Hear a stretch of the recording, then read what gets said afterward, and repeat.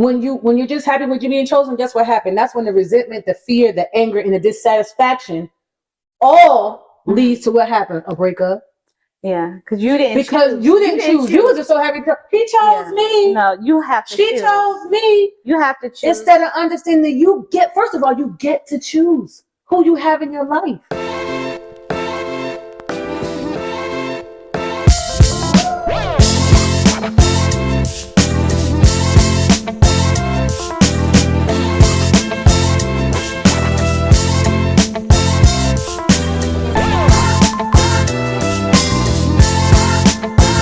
Welcome back to this is like the third episode of us discussing my new book, Finding Your Way, 7 Ways to Love and Heal Yourself, that you can order off my website, www.mosas.com, and or Amazon as well. So you can find them on both platforms.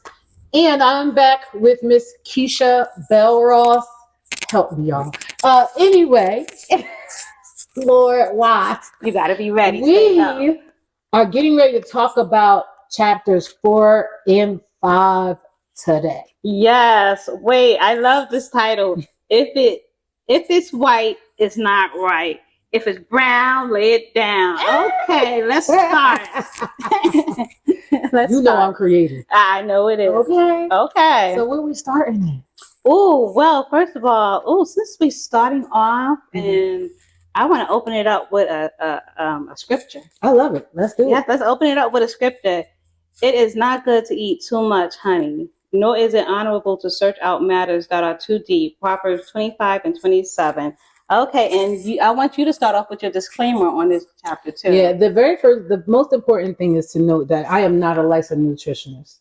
Okay, I want you, even because we talked about even the physical fitness part of it, you should always check with your doctor and your nutrition before you take on any of these suggestions. They're just merely suggestions. They are not for you if you have not checked with your doctor to ensure that that's what you can do. I will tell you, even right now, as I am on this new health journey because menopause is putting its pulls on me, I actually go see a doctor monthly for my nutrition and my physical health. It's so important to get your doctor's permission. I love that you emphasize that, because a lot of people take for granted, like going to a nutritionist, going to your doctor. Oh, I don't need to do those things. I'm not sick. We wait until, I think it is in our culture. And I think it's because of multiple reasons, not just because of ignorance or tolerance level. I think it's because maybe I'll just say 50 years ago. 50 years ago, we didn't have insurance. We didn't have these things accessible. So I think just the mindset of not going to the doctor, or doctors mistreating us. Yes. Or not being able to get the care or the accessibility to it. So I think it's set in some people behavioral patterns not to go to a doctor, but it should be a habit to go. Don't wait until it's something you can't walk or you can't move. Yeah, don't wait for diagnosis. Right. And so I'm glad you emphasized that. Yeah, because the biggest thing is everything. We talked about this before, where we pass down things from generation to generation that just don't fit anymore. We have no excuses in today's world to be able to go to a doctor, because even if it's Medicaid or Medicare, there is some form of insurance that you should be able to get to be able to go to the doctor, even if it's governmental assistance. Why can I say that? Because that's where I started. I will never tell you anything that I haven't done myself. So I'm not saying it like, oh, you can just go get it. I understand there's a process behind it, but don't let a process keep you from living. Preach. Okay, so let's go into it. I love that you're talking about nutrition, because I always think of the 80-20 principle on that, where it is 80% of what you eat and then 20% exercise. And they said it's the most obtainable, realistic thing to do. Instead versus going on a diet. Look at what you're intaking into your body. But do you want to speak about how you feed your body? 100%. So 80-20 rule for me is 80% of the time I'm eating clean. What does that mean? That means I'm eating food that die quickly. If you're eating foods that's stored up in your cabinets for a long amount of time, in your freezer for a long amount of time, 9 times out of 10 there's some sort of preservative or some sort of chemical that is able to help that food sustain and preserve that long period of time. So I like to eat foods that die quickly. What kind of foods die quickly? Think about it. Your fruits, your vegetables, right? Your meats, if you're a meat eater, those things die quickly. Now, 20% of the time, let me tell you, I'm going to have some fun, okay? 20% of the time, I'm going to go out. When I go out to dinner, especially with me. Yes, I eat whatever I want, and I also allow myself that dessert. But the thing is, the majority of the week, though, I'm eating clean, and that's the most important piece to this. I think something I heard or read a few minutes ago, not a few minutes ago, but recently was that Americans take food as luxury. Yeah. That, you know, so, and I think that's where greed and like I can eat all the crab legs and shrimp I want is because of that that luxury of it, of that greed of it, and not taking it as like, okay, we should be in moderation. Well, see, the biggest thing is though, 9 times out of 10, I'm gonna talk about your crab eaters just for 1 second. Well, don't. I'm going because 9 times out of 10. Go ahead. Let's talk about it. The reason why that is because I grew up with nothing. So when I get a little bit, I go overboard. So think about it. Growing up, crab legs wasn't on my table at night. It just wasn't. You understand what I'm saying? My parents did well for themselves. I mean, we didn't have much money. We did okay, but crab legs wasn't on the table, right? So then we grow up and we get a little bit of money, and they tell us I need y'all to hear me. They tell us the luxury is to be able to eat seafood. Yes. So in order to fit in with what we consider or what we think or what they fed us as luxury, we start feeding ourselves those things, and then we're glutton. And going excess. Right, and then we're being excessive with it. And I mean, there's nothing wrong with having a crab leg. I'm not saying that. All right, I'm not saying that. But there is a reason why. You know what I'm saying? When you grow up without many things, so what happens is when you get older, you overindulge in those things. Absolutely. That's why our kids have so much stuff that we didn't have because we grew up without it. Now, I don't know what it did. I don't know if it's good or bad for these children. We're going to talk about them right now. That's another topic. We're going to get back. We're going to get back in here. We're going to get back into this clean eating. Yeah. And because I really want people to enjoy themselves. I really want you to know that you can enjoy life. The thing is, we have to take care of the temple that is our body. Absolutely. And the way to do that is to make sure you're eating clean majority of the time. So that way, when you go out, it's a treat. Right? Yes. It's a treat. And the thing is, too, we also use food at every occasion. That is true. When we're happy, we eat. When we're sad, we eat, right? When we're excited, we eat. So it's everything that we do, particularly in our culture, right? If we have a graduation party, birthday party, funeral, we eat. Yes. And what do people bring when someone passes away? Loads and loads of food. So culturally, I get why that happens with us. It's just a matter of us being mindful and saying, okay, has to be some moderation to this thing. I can enjoy it, but there has to be some moderation. And I'm going to say, you got to stop eating the KFC. All right, I said it. All right, I'm not going to say no. Oh, you know what? Look, I'm not going to, I don't know where this video is going to flow to, but yeah, KFC. Okay, one of the things you said, look, I'm not even going to go there. I was just like, oh, the first 3 letters of the word diet. Yes. You said die. Yeah.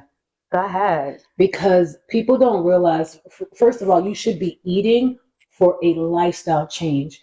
If this is not something that you can maintain at the age of 7, because we're trying to get to 70 and 80, then you should not be doing it now, right? So if you're talking about all these Mediterranean diets and we're never going to eat carbs for the rest of our lives, and we're cutting back so much so we're cutting out the nutrients that we're supposed to be getting into our bodies, that's why you end up dying. Yeah. So a diet is not conducive. What you want to do is a lifestyle change. And so that's why I talked about in the book replacing some of the white foods, right? So you talk about the white products, white rice, white bread, white pasta, and replace them with whole grain options. And again, remember, I said you have to check with your physician because not everybody can handle the gluten and not everybody can handle certain grains, right? So this is why it's important to check out what you can do. But I will tell you that there is no doctor in this world that's going to tell you to use that white flour, okay? Okay. You need to cut it out. You need to cut it in the slim fast. And, because a lot of those things, again, I want to be clear. Have I ever used those things to jumpstart my lifestyle? Yes. I would be a hypocrite and a liar to say that I didn't do that. However, it's one thing to do it as a jumpstart. It's another thing to try to use it for prolonged periods of time. It is not healthy to just drink 2 shakes a day and eat 1 meal for the rest of your life. No, it just isn't. You're not going to get And I said what I said. I'll let you say what you say. I'm gonna go. One thing my sister recently told me, her doctor said that you should be shopping on the outer limits. Yes, the outer perimeters of the grocery store. Supermarket. Absolutely, because that's where those foods that die quickly that we're talking about, they're usually on the outer perimeter. It's once you go up and down those aisles where you're going to find all those refined sugars and those preservatives and those saturated fat. That's where you're going to find that in the middle of the aisle. Yeah. And I understand it, right? I get it. I want some chips sometime too. I'm not going to lie. But then I have whole grain chips on my and no that whole grain chips ain't even child. Now we gonna tell them people them chips ain't good for you no more than the man in the moon. They lie. Okay, they lie. But we ain't gonna talk about that right now because that's not we on my book. Well, on your book, we're gonna talk about how you stated, and it's true. I've heard that so many times that sugar is addictive. Oh man, let me tell you. So this was a couple years back when I started in my fitness journey. Mm-hmm. I wanted to go on a cold detox because I had heard so many things about sugar just going to school so when I went to get my certification for fitness, we learned about nutrition. So I heard so many things about sugar and just how addictive sugar was. Mm-hmm. And then I was like, I need to test this out. So I went to my doctor and told them what I want to do. My doctors know that I'm crazy. Dr. Borst loves me. She knows this. Mm-hmm. Okay. I said I wanted to do this. So I got her permission and I cut out all sugar. First of all, I'm not gonna lie to you, it was one of the hardest things that I ever did in my life because there is sugar literally in everything. Everything. And I'm talking about no sugar. I'm talking about no aspartame either because that is horrible for your kidneys. Yes. Horrible. So no sugar. And listen, the first week I couldn't tell you the headaches, the body aches. I had cravings. I had anger. Yeah. It was like my body was sore. It was like I had been in a fight. Mm-hmm. I was nauseated and I was like, man. Wow. But after I got through what I considered the sugar detox, and it literally almost took me 2 weeks, really. Wow. And then I was like, okay, I started to feel better, but I was clear. My skin was clear. Yeah. I had less cravings. I ain't gonna lie. I did go back to eat some of that sugar. I'm not gonna front in the streets. However, it was an experiment that I needed to go through because it showed me just how addicted I was. I'm not talking about anybody else. Me, I was addicted to sugar. It was like crack. I was like, oh my God. Yeah. I was like, I need some sugar in that shakes that you get. But man. Just think about when you eat something, you're like, oh, I need something sweet to wipe that. Yeah. You know? Oh my God. It's that addictive thing. Like So let's keep going into the sugar. Let's talk about salt and carbs. So here's the thing that hypertension runs in my family. My father has high blood pressure, so I was well aware of the dangers of hypertension since I was younger. Same as diabetes as well. But the thing is, salt is absolute. I'm sorry, y'all. Sodium is harmful. You have to watch your sodium levels. So when we talk about those foods that are stored for a long period of time, check out the sodium level. They are so high in sodium. I love my black people, and I know we love some good seasonings, but I'm going to need y'all to work on getting great seasoning. You don't even have to cut back anymore because I did put in the book, and I'm not going to tell you on this camera because you're going to have to read it. Some great flavor. I'm talking about, listen, I grew up my mother grew up in the South, so everything was fried, dyed, and laid to the side. Okay, so I'm talking about seasoning you can replace that are good like that. There are some good ones out there. Yeah, there are some great ones out there. And then when we talk about carbs, right, getting rid of the carbs that are absolutely horrible for you and replacing them with complex carbs such as sweet potatoes. I love potato. Cauliflower rice is great for you. Yes. Brown rice, whole grain rice. Again, you have to check with your physician because it's not still good for some people. Some doctors tell patients to actually swap out the brown rice for jasmine rice. So again, that's why you have to check with your physician, especially if you are dealing with type 2 diabetes. And I'm just going to say, who knows all too well about how to handle that? You want me to put my business in the street? Okay, never mind. Okay, I'm going to go back to this here. Because I will just say you want to have complex carbs because they are high in fiber. Yes. Yeah, and you want to monitor because you know what? And I will say based on my experience is that there are certain foods that will, we call them like danger foods that will shoot blood sugar up to the moon. You don't even think about things like pizza, like potatoes, like Chinese food that might have cornstarch in it, and those things that will pancakes will shoot your blood sugar up, and you will be battling your body all day to bring them down. And you're thinking, oh, I just ate this, and it's nothing wrong with this, but you're wondering like what's going on and why your blood sugar is high, why you're feeling crazy, or why you start having drops. Yeah. People don't think about having drops, not eating or doing fast, and if you're fasting and you're working out and you're not taking care and having that balanced diet, your body is going to crash and your blood sugars are going to drop. And now you're feeling faint and you're not wondering what's going on, but they're trying to maintain this fasting and, this unbalanced lifestyle. So I think that's a part of it, having that balance in your nutrition. And you're fueling and we're your talking body. particularly for someone who's been diagnosed with diabetes, because for people who don't have diabetes, you'll find that when you go to bariatric doctors, they'll tell you that they love intermittent fasting. But that may, again, this is why it's so important. I love this conversation because you can give us the other end of the spectrum where it may not work for you. This is why we're saying you have to consult a physician. You have to talk to your doctor. Have to. And you have to have, not only just talk to your doctor, make sure you have. One of the things that might be an issue too when people have had experience with bad doctors, we talked about how experiences with bad counselors or therapists, but you can have a bad experience with a doctor, and that's why people may not go. Interview your doctors. You don't have to get stuck with a doctor. I've been blessed to have an amazing team of doctors, and it's through experience. And there are some great doctors around, and there's some horrible doctors around. It's just like with anything. With anything, it could be a great restaurant, but it could be some horrible restaurants. Right. Take some time. If you're not happy with your doctor, find the next doctor. The biggest thing, though, I'm saying this to my Black women, because this is something that we both experience. In some ways, I definitely experienced this lately. If there's a doctor that is not listening to you, that is not the doctor for you. Your symptoms are not fake. Your symptoms are real. What you're feeling is real. No, you are not crazy. Don't allow them to make you think you are crazy. I want you to document every day in a diary what you are feeling. And then especially what you're eating before you feel that, right? And keep a running log, because they will make you feel as though something is wrong with you. I've had so many times, and they want to pretend like it's not real.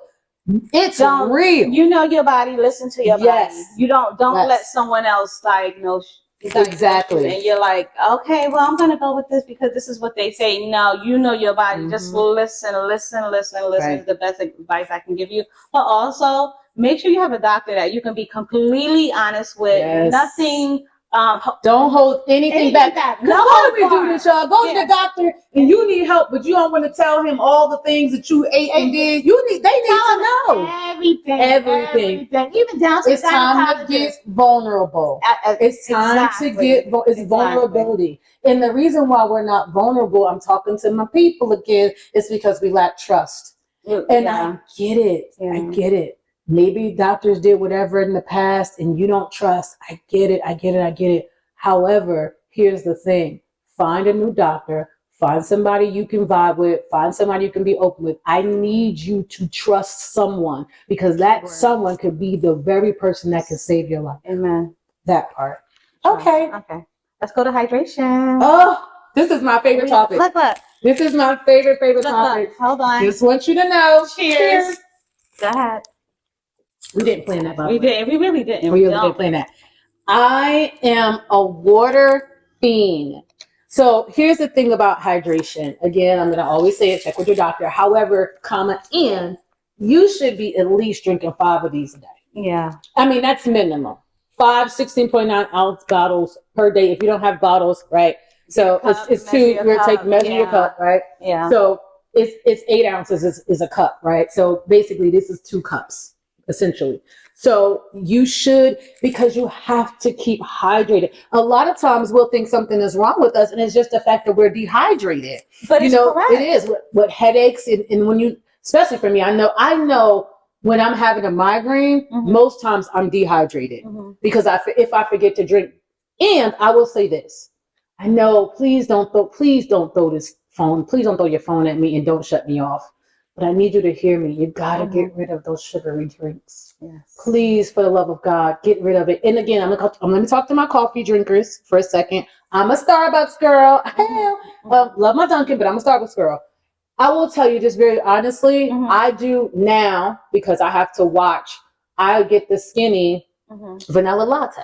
Okay. I get it. It's not the same. Okay. I'm here with you. However, I'm not going to tell you to throw your coffee away. I'm going to tell you that you have to watch what you put it in, what you put in it. You do. Absolutely. We have to watch the cream and the sugars that you're putting in there. And I'm going to tell you right now, I love Starbucks. Some of that, most of that stuff, it's not the Frappuccinos. We know this. We know what we know. Yeah. But here's what I'm going to say to you. You have to get yourself to a point to realize that being here to leave legacy behind is more important than that coffee drink. It just is what it is. We got one chance. That's it. And again, flavor your water up. Yeah. Right? I know everybody, listen, but I love infused water. I do. I like it, but she don't like it. I'm different. Yeah, but I love infused water. But I will say that the key also too when you're on a weight loss journey is hydration. Is hydration. If you are drinking alcohol, for every shot, cup you drink of alcohol, you should be chasing it with 16.9 ounce bottle of water. I'm not going to tell you not to drink because I'm not here to tell you anything what to do. Listen, I'm not here to be the police, but I will tell you that you should be drinking more water than you consume an alcoholic beverage. I agree with you. So now look, they're gonna turn this off. I know. Let's go to dairy. Hurry up, go to dairy. Go to dairy. Oh my God, there's so much to say about dairy. If you are experiencing inflammation, I'm just going to leave it here, really. Okay. If you are experiencing inflammation in your body, it's the dairy. Dairy produces mucus in your body. When I cut out dairy in not just my everyday lifestyle, but also my kids, so I took away the milk from them in the cereal, because when I looked at how much sugar was in the cereal, my God. Yeah, that's crazy. My God. So I took it away. And not only throughout the winter times, I don't get sick anymore. They don't either. And you know what that means, Mom? They can take their tail to school. Woo, what are you doing? My kids do not call home with no colds, no foods. I'm not saying it's the end all be all, but I'm telling you, you saw a difference. I saw a huge difference. And I was like, whoa, they're not coming home sick. What do you do? Yeah. I'm just telling you, moms, if them kids is coming home talking about they got colds and all that stuff, I'm going to tell you, take that there. Think about it. When you really get congested, what do they tell you to do? Stop drinking milk. Yeah. They tell you that, right? And start replacing with vitamin C and things of that nature. So I'm just going to leave it there because the people they're going. Yeah, they're going to. But I will just quote you and say, ask this question. Do you love yourself enough to take the time out to cook and feed your body good foods? So do you love yourself that much? Yeah. And I get it. You know, they've made everything easy. I'm not going to lie to you. I had a DoorDash issue. I had a problem. Okay. You had more than a problem. That was an addiction. Now, see, this is why I don't invite people over my house. Okay. True. And I got myself together. I'm gonna tell you how I got myself together. How? When I looked at my spreadsheet. So everything I live on a spreadsheet. Everything in my life is balanced on somebody's spreadsheet. When I looked at that spreadsheet and saw how much money I was spending on DoorDash and the fees, I was like, you don't have to worry about that. I honestly thought those people were working for you or something. The way this is why. But okay, go ahead. Okay, moving on. This is why you don't let people who know you do these interviews. Okay, and. But next, loving yourself as much this begins with you loving yourself enough to be a leader in your household in health and wellness. Yeah, absolutely. And this is the most beautiful thing for me that's come out of this. Now, when my kids were younger, when I started this all, of course, they grunted, they groaned, they hated it. Yeah. They're like, oh my God, Mom, because I taught fitness, right? Yes. This is why parents got to hold on. So Alexis is now 22 years old. That's what she wants to do, be a personal trainer. Yeah. So now she's working out. Yeah. Never wanted to do it before, right? Kimora goes to the gym now. That's my cheerleader. Yes. She's at the gym now because she works with GNC with her friends. What is she doing? Weight training. Why? Yes. Her mother was a power lifter. But you just missed the GNC. You glossed over GNC. Yeah. That's pretty big. Exactly. Being the manager at GNC, understanding supplements when I was so they watched me. Yes. And then Cameron, Lord help me with my baby. He got the weights in his room. He walking around with his shirt off, his six-pack ass. But here's the thing: they got the chance to see me be a leader in my home because I was hell bent on not allowing anyone else to be my kid. I was like, listen, no one else is going to be their role model. It's going to be me, and I get to see the fruits of that labor now. Watching them, they still get on my nerve. However, watching them pick up the habits. Gotta hear me. The habits, the good habits that I created. And I love that. Yeah. So you sow the seed in them. exactly. And I love that you get to reap. I get to see it. I'm a little mad because now they look better than me, child. I'm about to get back to them. Okay. You know what? At least you can say they're your babies. To a T. Oh, you want to talk about so a little more holistic measures and stuff? So the biggest thing is I had 2 children diagnosed with ADHD. And what I talked to the doctors about the time, because they were all, the first thing they wanted to do was give medication. And I'm not a medication person. Again, with my disclaimer, it is okay if your children and or you need medication. This is not about anyone, and no one should take this personal. This is just about the avenues that I explored with my children, because I did not believe in medication back in the day. So I talked about what holistic things we can do. So we found out if you take out the dyes, and this would happen with the cereal and things of that nature, the dyes that they were eating, consuming, and the sugar out of their diet, what would it do? It's forced them to focus. Also, the biggest thing we did, we took away screen time. What we didn't know, the doctor was explaining to us, as the kids, just like as we watch TV, there's a million flashes happening at one time. So if you're already a person who don't focus, guess what? You're all over, and it makes them even more hyper. So we took away the screen time, and I handed them a book. And so for them, they didn't get a lot of the, the little laptop things that kids can take along. They got books. So they didn't get the tablets, they got books. So they have forced them to sit down and read line for line. What does that do? Force you to calm down. I also put the oldest one in equestrian therapy. So he got to work with horses and learned how to groom horses, because it helps them keep calm. You have to be calm. So the horses will be calm. So those were some of the holistic measures that I took. For me, it started with the lifestyle changes and what they were eating. And secondly, it was some of the things that they were consuming. And I get it, Mom. Listen, it was 6 kids altogether. I get that it's busy. I get that you may feel that you don't have time. And it's a lot. I work full time. No, I wasn't a stay-at-home mom. I worked 2 jobs. And sometimes figured out, I did work 3 jobs. We don't tell the people that. Oh my God, I did. My goodness, 2 full-time jobs and still taught at the gym. Okay, and she was a witness. To that. That's why I said she was a witness to that. 3 jobs, and I was still able to do it. I was still able to do it. So where there's a will, there's a way. Absolutely. Period. Let me I'm gonna end this chapter on this. G freaking with. I vote G freaking with in this book. What? Like, could you imagine after your final days on Earth, if your tombstone read, "Here lies," and I don't want to say my name. I'm gonna say Sally Mae, because I want Sally Mae in those student loans to go. But I'm gonna say Sally, who died because of overindulging with saturated fat, salt, and sugar. I was like, gee, freaking whiz. Could you imagine? No, I can't. Exactly. Can't. That's and the truth of the matter is, that's what so many Americans are dying from today. So many things. And again, there are some things we absolutely cannot prevent. We can't. But a lot of times what is causing cancer cells in our body is the things that we're consuming. And so the only thing that we can do, because I get it, everybody's like, every other day there's something and we dying.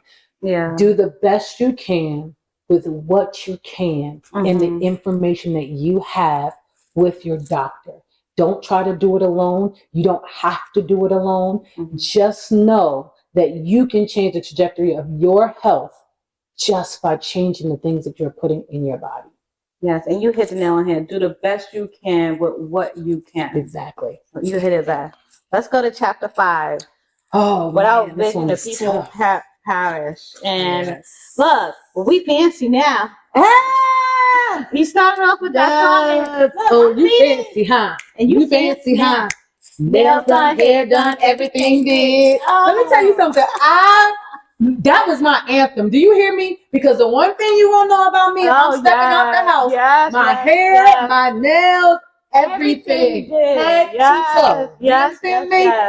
Everything. But I was so consumed with everything on the outside. And there was no vision to how to care for the inside. So that's how we start off this chapter.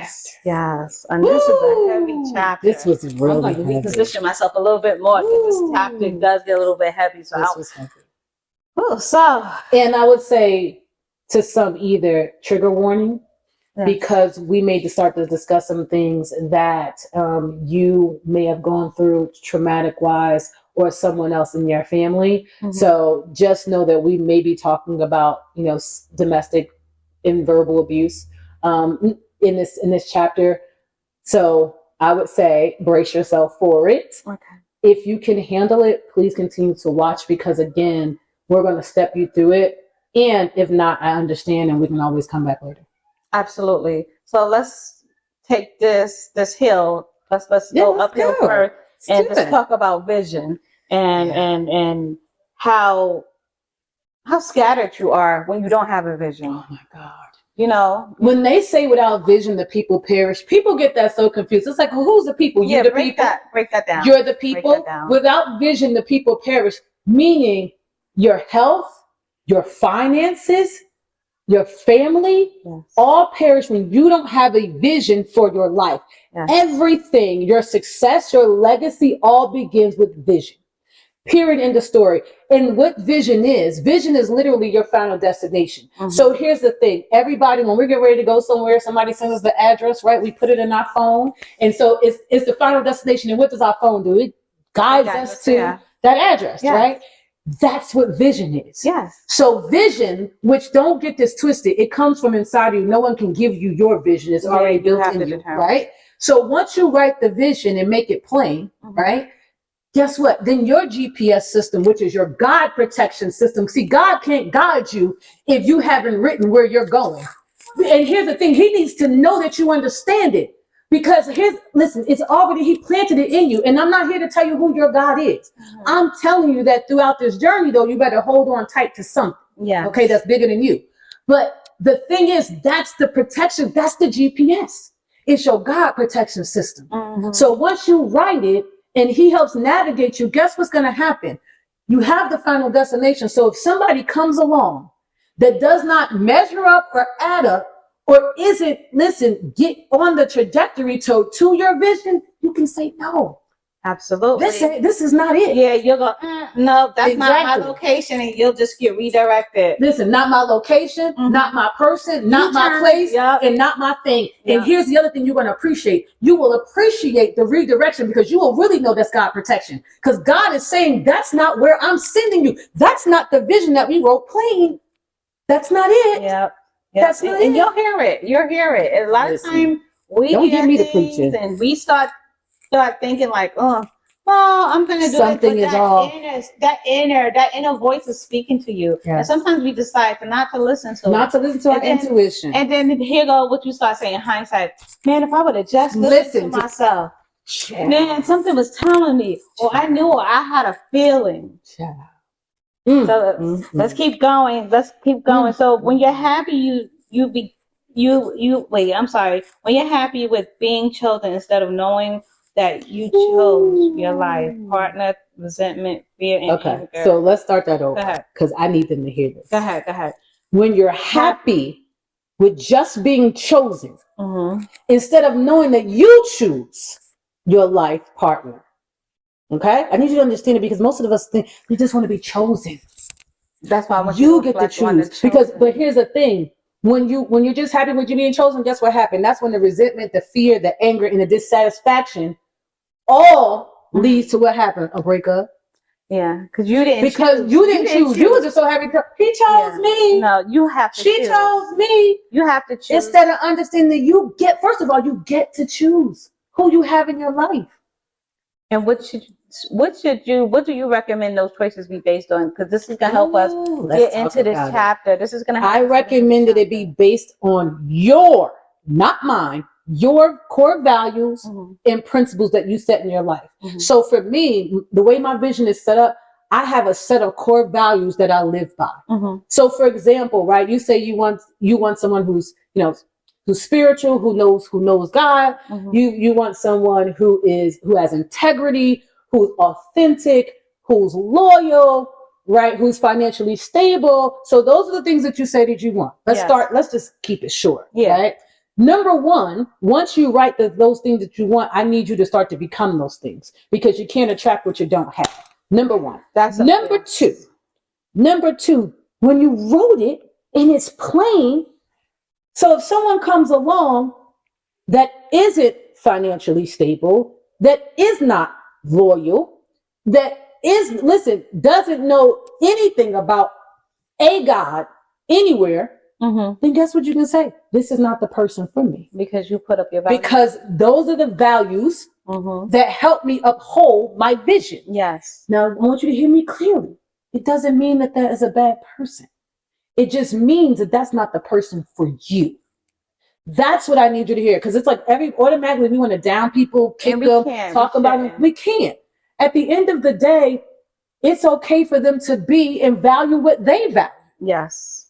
But that's not the values for me. So I'm not bending on my values, because here's what happens when you betray yourself and you betray your values. You find yourself with resentment, anger, and bitterness. Ooh. Okay. Yes. Okay. So I'm just going, let's speak on something that you opened up into the book where you talked about this relationship after your divorce. Where did we want to start with that? Start from the beginning. Oh, man. So let's be honest.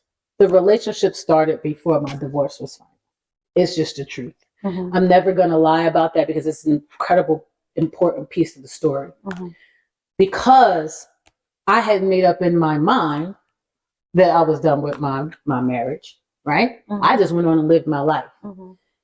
Point blank, period, wrong. I don't care what you made up in your mind. Yeah. If you got married and you said I do, and you said to death do you part, if you did not go through the proper channels that you did to get divorced as you did married, you're wrong. Yeah. Straight up, point blank, period, end of story. I'm taking full accountability for every piece of what I did. I don't care what my ex-husband did. It was my choice to do the thing that I did. Because it's so easy to blame somebody else for you choosing to do wrong, because two wrongs don't make not one thing right, period. I agree. So I'm going to hold myself accountable for that. So that's a very important piece of the story. So I got involved with somebody who I was involved with probably like 20 years before that even happened. And I want to say that this is not about him. This is about me. And what you went through. This is about the fact that I didn't have a vision for my life. This is about the fact that I was a grown little girl running around here, not knowing what I wanted, not knowing what I needed. And I was self-sabotaging and acting out in every way possible. So when we started to discuss this relationship, I want to be clear that yes, there was physical altercations that happened between him and I. And I'm going to be honest and say that I actually hit him as well. I'm not going to sit up here on this any video and claim victim, because it's not the truth. The truth is I participated fully in it. Part of it, and it's the truth, I thought it was cute. Part of it, I thought it was okay because I saw some things when I was younger. Yeah. Part of it said this was love. Yeah. Because I didn't experience like what love that didn't hurt before. Everything that I knew about love hurt. Wow. Everything I knew about love hurt. Wow. And everything I knew about love was you had to fight to get it. Wow. So I'm in this relationship with someone, and there's fighting going on, there's cheating going on, and you know what my thought was through all of that? I deserved it. Why did I deserve it? Because I hurt somebody too. And I almost felt like I had to stay in this thing. Like I felt like I tore apart my life. So I have to stay in this thing, no matter what it looked like, no matter what happened.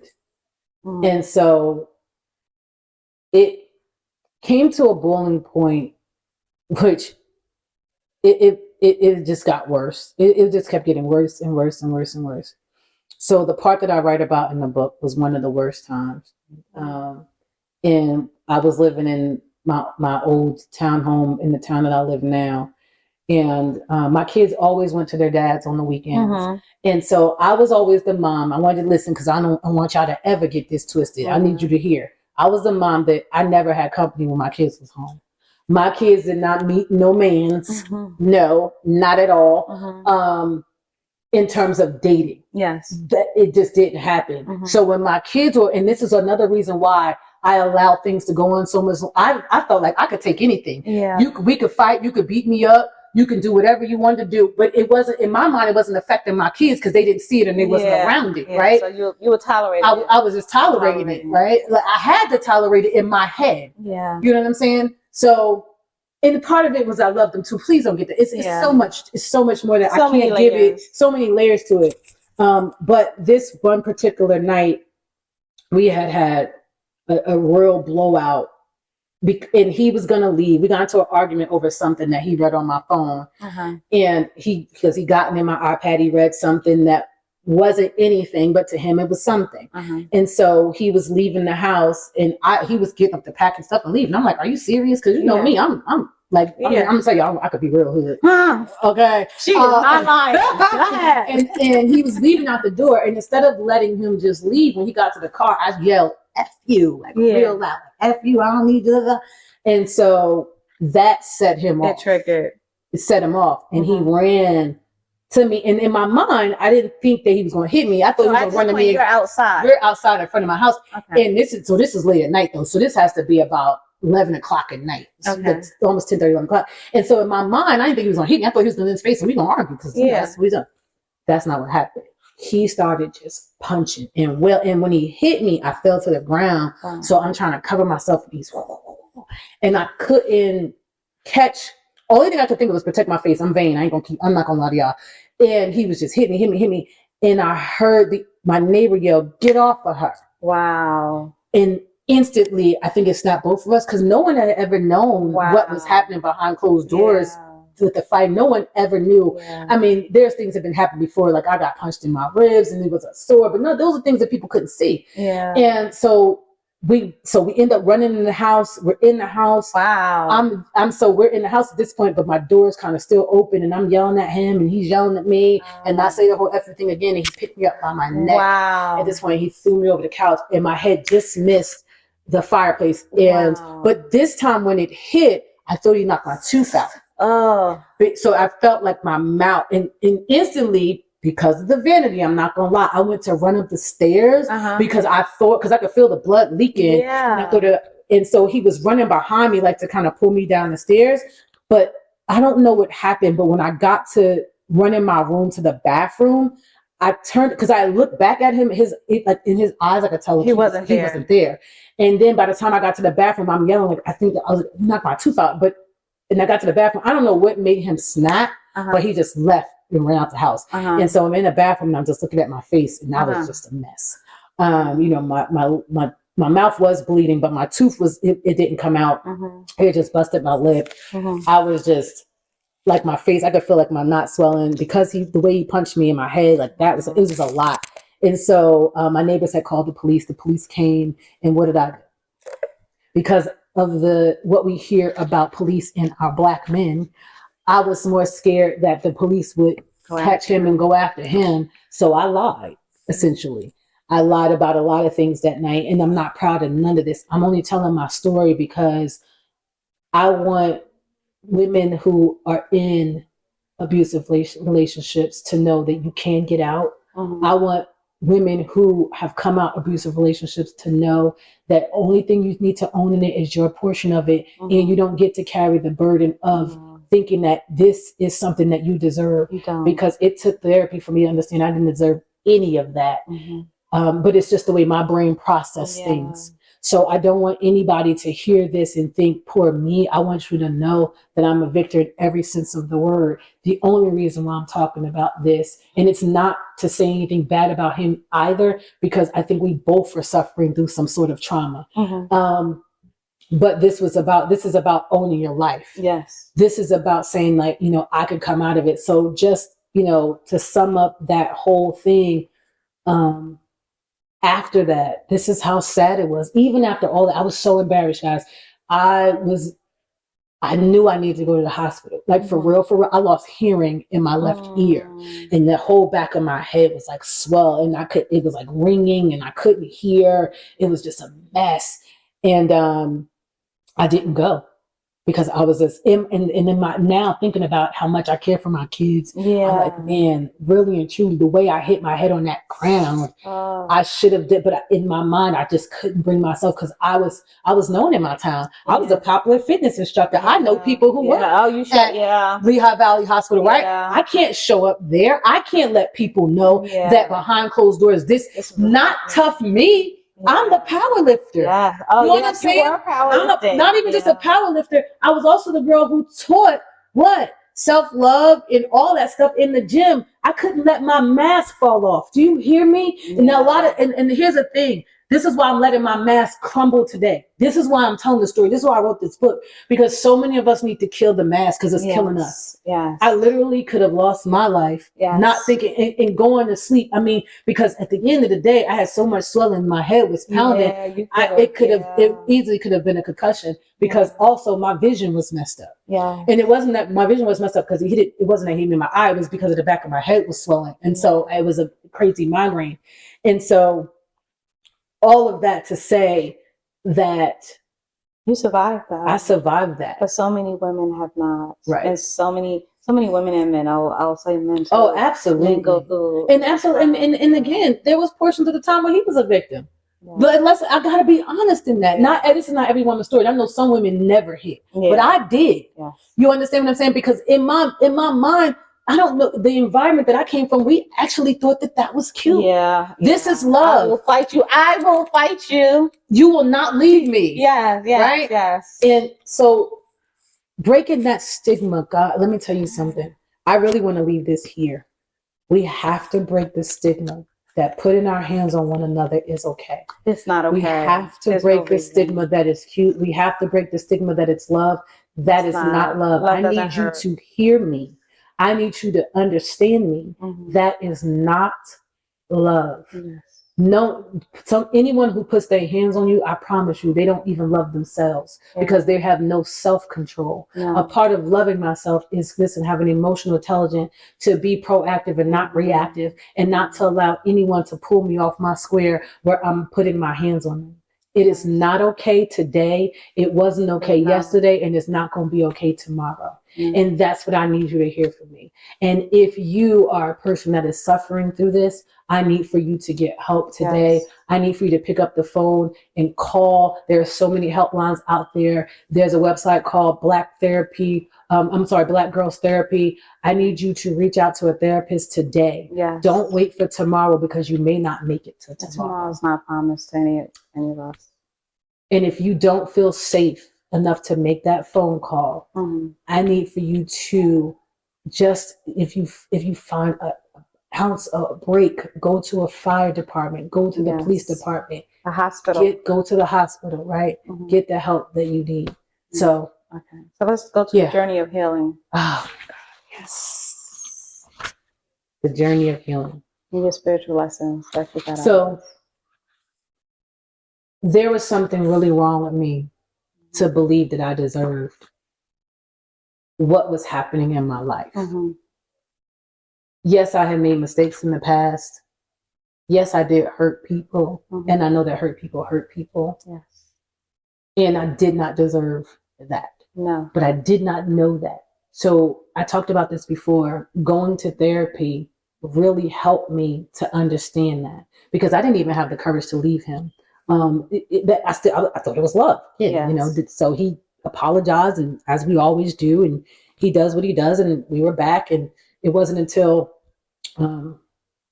after we even had a wedding ceremony, y'all. I mean, girl, it was a lot. But after that, I found out that he was still, in the relationship with the person he had been cheating with.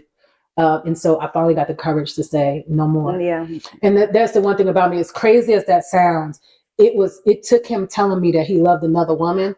Yeah. It didn't take the hitting. It took the words. It took the words. And that's how messed up mentally we can be. Yeah. But just my ego and my pride, it wasn't ego and pride of cleaning up bruises. It was the ego and pride of knowing that he loved someone else. And that you couldn't take. Literally, that was it. And when I tell you, when he told me that, I said, thank you. I love you. You don't have to worry about me again. Those are the 3 words that I said.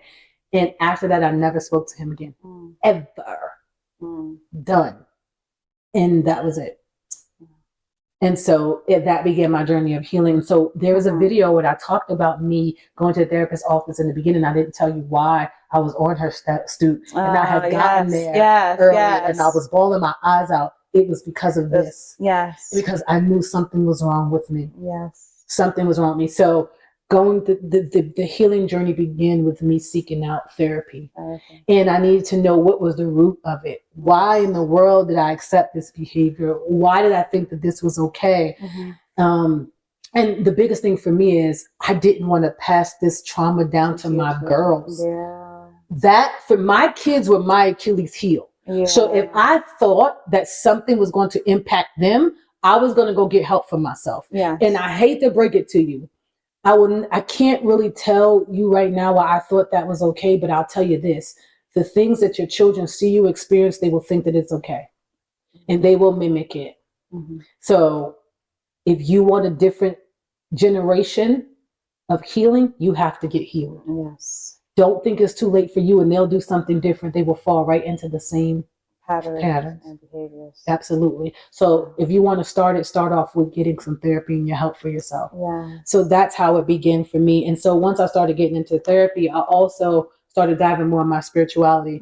I had already been laid the foundation because I grew up in church. So I grew up in the environment of knowing who God was and knowing what he could do and what he was capable of. I just didn't believe it because I knew people use God in such horrible ways. So I didn't understand that these were humans using God to do the things that they were doing, but it wasn't of God and it wasn't God. So I had to have form a relationship for myself. So it took me to pick up the Bible and started reading for myself. I couldn't listen to somebody else tell me who God was and what he can do. Because I'm like, if this is God and this is what he allowing you to do, then I don't want no part of him. And I realized that that's why so many people have church hurt.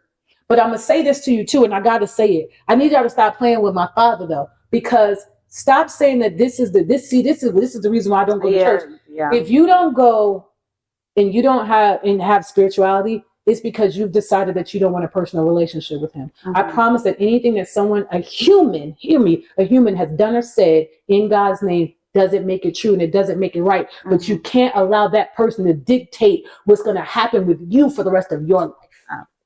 And live out and to choose your destiny. Exactly. Choose your destiny, choose your vision. Exactly. Choose your path. That part. So finding that personal relationship with God also with therapies, because it's Jesus plus therapy for me, I said it, took me to the next level.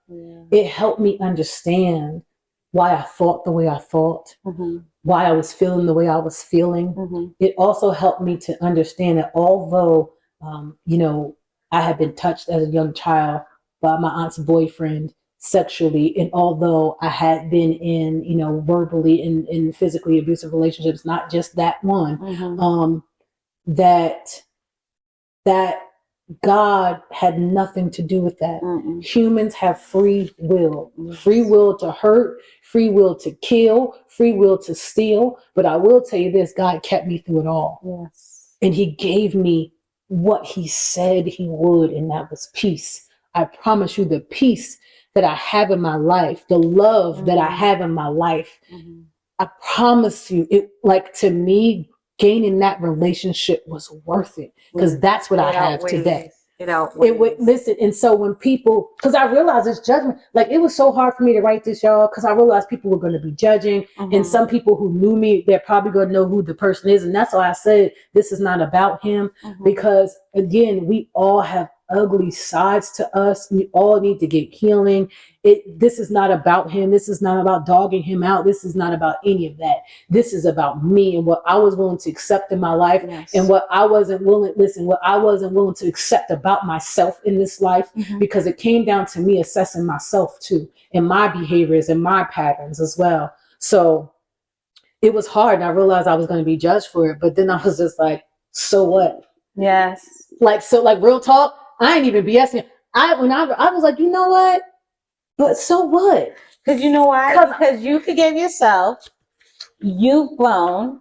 Exactly. You've learned, and you have that self-love. So once you have that self-love, there's nothing that anyone can say or do. They can try to throw those stones at your house. I don't care.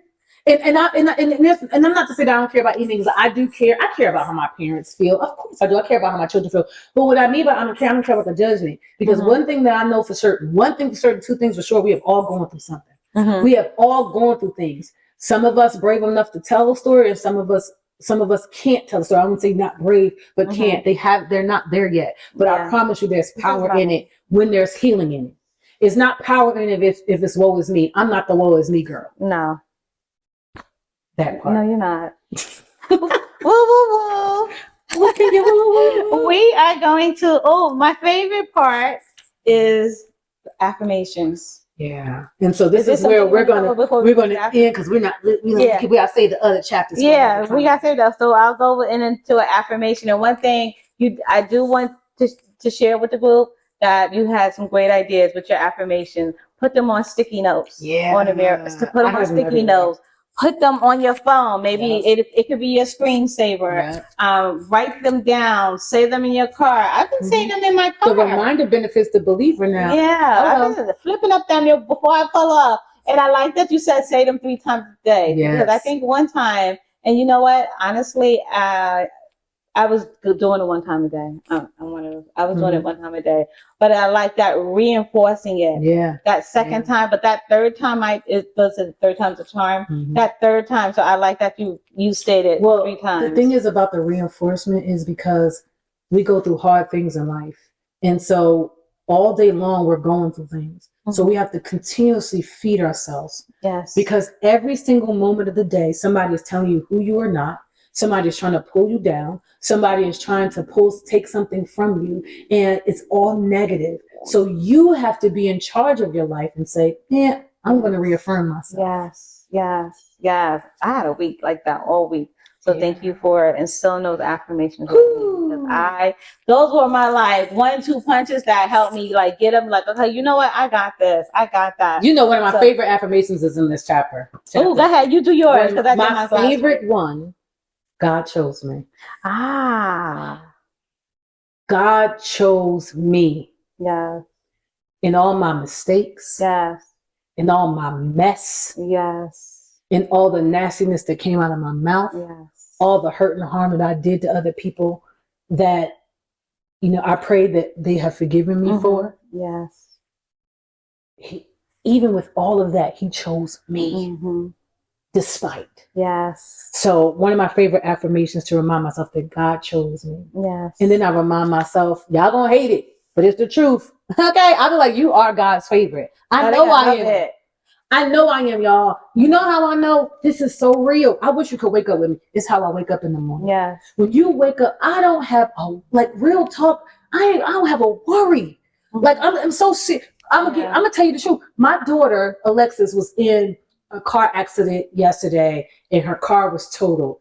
And when she called me, she was upset and she was crying. And, so the first thing I do as a mom, and I'm like, are you okay? Yes. And she's like, yeah. And I was like, listen, calm down. Don't worry about it. It's just a car. Yes. The truth of the matter is, no, we got to be honest today. If this had been 15 years ago, that would have not been a response, because my son, Antoine, my oldest son, who just turned 30, he was an accident before. And the first, when he called me, I was like, what? Oh my God, you totaled my car. And you messed up my car. All I could think about, because the money, right? Why? I didn't have a vision for my life. I didn't have a vision for my finances. So my money was going all over the place. And helping people who would never intended to give money back. You understand? Borrowers, giving people to shut off my back. All of that at the sacrifice of my family. So therefore, I was robbing people to pay Paul, right? So here's the difference. Yesterday that car accident happened. You did. You were listen. I said, no worries. Don't even worry about it. I go up to the accident. Both airbags deployed. They said the car is totaled. I promise you. I said, it's all good. Yeah. And so we got it. You know why? She's here. Because she got even just that. Yeah. Because of the work that I have done, I can say that I have so much peace. I have peace in my finances. Mm-hmm. I have peace in my mind. Mm-hmm. I have peace in my soul. I have peace in my spirit. So guess what? Yeah. That don't even mean anything to me. She saw the car when I told her, I showed her the car, just waiting for the tow people to come get it, and they're going to total it out. Guess what we're going to do? Move on. Yeah. Because I'm good. That part. I read that God chose me and you God's favorite. And you know how I know? Because I woke up. I'm in my right mind. I can walk. I can talk. I can see my kids. You know, there's so much to that. Like every day you look at the news and you see what's going on. Mm. Even today in Arkansas, that tornado that hit, and it was like 2 minutes and disaster, and people in the concert getting killed. Mm. So you know how you're God's favorite? You're watching, you're listening. You can inhale in and out.